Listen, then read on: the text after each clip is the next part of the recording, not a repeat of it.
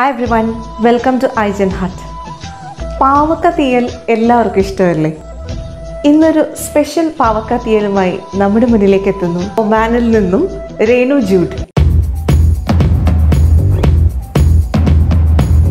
Renu anti എൻ്റെ മമ്മിയുടെ അനിയത്തിയാണ്. ആൻറ്റിയുടെ Pavakka Theeyalന് ഒരു പ്രത്യേക രുചിയാണ്. സാധാരണ നമ്മൾ കഴിക്കുന്ന Pavakka Theeyalനേക്കാളും ഒരല്പം വ്യത്യസ്തമായ രുചി. അപ്പോൾ ഇതിൻ്റെ റെസിപ്പി എന്താണ് ആൻറ്റി എന്ന് ചോദിച്ചപ്പോൾ ആൻറ്റി അവിടെ നിന്ന് വീഡിയോ ആയിട്ടല്ല അയച്ചു തന്നത്, റെസിപ്പിയുടെ ഓഡിയോ ഫയലും അയച്ചു. അതിനോടൊപ്പം തന്നെ ആൻറ്റി ഫോട്ടോസൊക്കെ എടുത്താണ് എനിക്ക് അയച്ചു തന്നത്.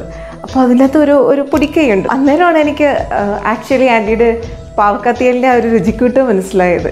സാധാരണ ചേർക്കാത്ത ഒരു ചേരുവ അത് ചേർത്ത് കഴിയുമ്പോഴാണ് ഈ ഒരു Pavakka Theeyalന് അതിൻ്റെതായ ഒരു സൂപ്പർ ടേസ്റ്റ് വരുന്നത്. എങ്ങനെയാണെന്ന് കണ്ടു നോക്കാം. Pavakka Theeyal ഉണ്ടാക്കാനായിട്ടുള്ളതാണ്. നല്ല ടേസ്റ്റിയാണ്. പാവക്ക ഒരു 1/2 കിലോ പാവക്ക ഇതുപോലെ ചെറിയ കഷ്ണങ്ങളായിട്ട് കട്ട് ചെയ്തെടുക്കും. 2 സവാള, മീഡിയം സൈസ് 2 സവാള ചെറുതായിട്ട് ഇതുപോലെ അരിയുക. ഒരു 10 വെള്ളുള്ളി അല്ലി. ഇവിടുത്തെ വലുതാണ്, അപ്പോൾ നാട്ടിലത്തെ ചെറുതായത് കൊണ്ടാണ് 10 ഒരു 12 എടുത്തോളൂ. ചെറുതായിട്ട് അരിയുക. പിന്നെ ഒരു 1 ഇഞ്ച് 1.5 ഇഞ്ച് നീളത്തിൽ ഇഞ്ചി. ഇതൊക്കെ കൂടുമ്പോൾ ടേസ്റ്റ് കൂടും കേട്ടോ. അപ്പോൾ ഉണ്ടെങ്കിൽ അതിനനുസരിച്ച് കൂട്ടിയിട്ടോളൂ. അതും ഇതുപോലെ കുഞ്ഞു കുഞ്ഞു പൊടി പീസായിട്ട് കട്ട് ചെയ്യുക. പിന്നെ 1/2 കിലോ പാവയ്ക്കയ്ക്ക് ഒരു വലിയ തക്കാളി ആണെങ്കിൽ 1, അല്ലെങ്കിൽ മീഡിയം സൈസ് ആണെങ്കിൽ ഒരു 2 എടുത്തോളൂ കേട്ടോ. ഇതുപോലെ കുഞ്ഞായിട്ട് അരിഞ്ഞെടുക്കും. പിന്നെ പുളി ഉപ്പ് കൂടുതലോ കുറവൊക്കെ ആയിട്ടല്ലേ കിട്ടുള്ളൂ. അപ്പോൾ പുളി ആ ഉപ്പും പുളിരസവും നോക്കിയിട്ട് അതിനനുസരിച്ച് എടുക്കണം കേട്ടോ. ഞാനൊരു നാരങ്ങ വലിപ്പത്തിലെടുത്തു. എൻ്റെ പുളിക്ക് ഇത്തിരി ഉപ്പ് കൂടുതലായിരുന്നു, അതുകൊണ്ട് അങ്ങനെ എടുത്തു കേട്ടോ. പിന്നെ തേങ്ങപ്പീര, അത് നമ്മളുടെ ചായക്കപ്പില്ലേ, അതിനൊരു കപ്പ് തേങ്ങപ്പീര മതിയാവും. പിന്നെ 2 വറ്റൽമുളക്, അത് എരിവ് അനുസരിച്ച് കേട്ടോ. വറ്റൽമുളക് ഉണ്ടെങ്കിൽ അത്യാവശ്യം എരിവ് ഉണ്ടാവും കേട്ടോ. പച്ചമുളക് ഞാനൊരു 4 പച്ചമുളക് എടുത്തു. അത്യാവശ്യം നല്ല എരിയുള്ള പച്ചമുളകായിരുന്നു. പിന്നെ അങ്ങനെ ആകുമ്പോഴേക്കും 2 വറ്റൽമുളക് മതിയാവുമേ. അത് ഇത് തേങ്ങ വറുത്തെടുക്കുക.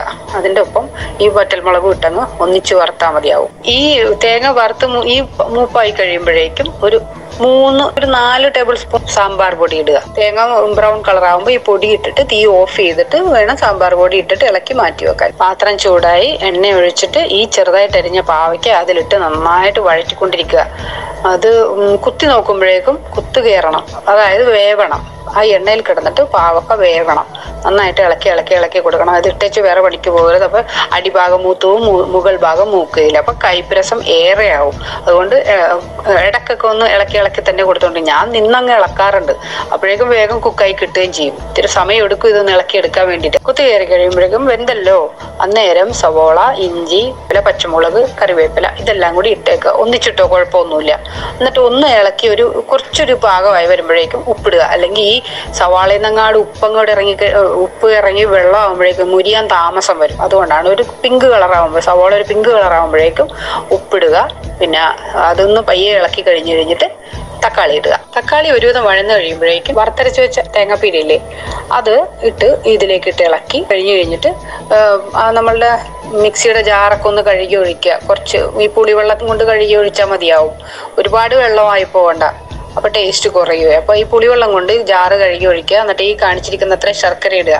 എൻ്റെ ശർക്കര ഇത്തിരി മധുരം കുറവാണ്, അതുകൊണ്ടാണ് ഇത്തിരി കൂടുതൽ എടുത്തത് കേട്ടോ. ടേസ്റ്റ് ശർക്കര ഇടാതിരിക്കരുത്. അപ്പോഴേ ആ പുളി, ഉപ്പ്, എരിവ് ഇതെല്ലാം കൂടി ഒന്ന് സമീകൃതമാകണമെങ്കിൽ ശർക്കര ഇടണം. അപ്പോഴേ കുറച്ചുകൂടെ ടേസ്റ്റും ആയിരിക്കും. ഇതിൻ്റെ കുത്ത് കുറഞ്ഞും കിട്ടും കേട്ടോ. ഇത്രയുള്ള ശർക്കര അത് ഇത്രയും കണ്ടോ. ഈ വെള്ളം കണ്ടോ, ഞാനിട്ടിരിക്കുന്ന ഒരു കുറുകം പാകത്തിലാണ്. അത്രയും പുളിവെള്ളം ഒഴിക്കുക. എന്നിട്ട് പോരാന്നുണ്ടെങ്കിൽ കുറച്ചുകൂടെ ഇടുക. എന്നിട്ട് തിക്ക് ഫോമിൽ എടുക്കണം. അപ്പോഴും നല്ല ടേസ്റ്റ് ആയിരിക്കുള്ളൂ. അവസാനം ഇറക്കാറാകുമ്പോഴേക്കും കായപ്പൊടി വിതറി ഒന്ന് ഇളക്കി ജസ്റ്റ് ഒരു തിള വന്നു കഴിയുമ്പോൾ ഓഫ് ചെയ്ത് വെക്കുക. ഇത്രയേ ഉള്ളൂ. ചോറിൻ്റെ കൂടെ പപ്പടവും കൂടെ ഉണ്ടെങ്കിൽ ഈ Pavakka Theeyal സൂപ്പർ. വേറൊരു കറി വേണ്ട. എങ്ങനെയുണ്ട്? ഇഷ്ടമായില്ലേ എല്ലാവർക്കും? Pavakka Theeyalനൊപ്പം അത് സാധാരണ നമ്മൾ സാമ്പാർ പൊടി ചേർക്കാറില്ലല്ലോ. ഇത് സാമ്പാർ പൊടിയെല്ലാം ചേർത്തുണ്ടാക്കുന്നത് കൊണ്ടാവാം ആ ഒരു പ്രത്യേക രുചി, ഒരു പ്രത്യേക സ്മെല്ലും ഒരു പ്രത്യേക രുചിയുമാണ് ഈ Pavakka Theeyalന്. എല്ലാവരും ട്രൈ ചെയ്ത് നോക്കണം. ഇഷ്ടമായെങ്കിൽ കമൻറ്റ് ചെയ്യാനും മറക്കരുത്. ചാനൽ ഇതുവരെ സബ്സ്ക്രൈബ് ചെയ്തിട്ടില്ലെങ്കിൽ സബ്സ്ക്രൈബ് ചെയ്യണമെങ്കിൽ. So see you in the next video with another special guest.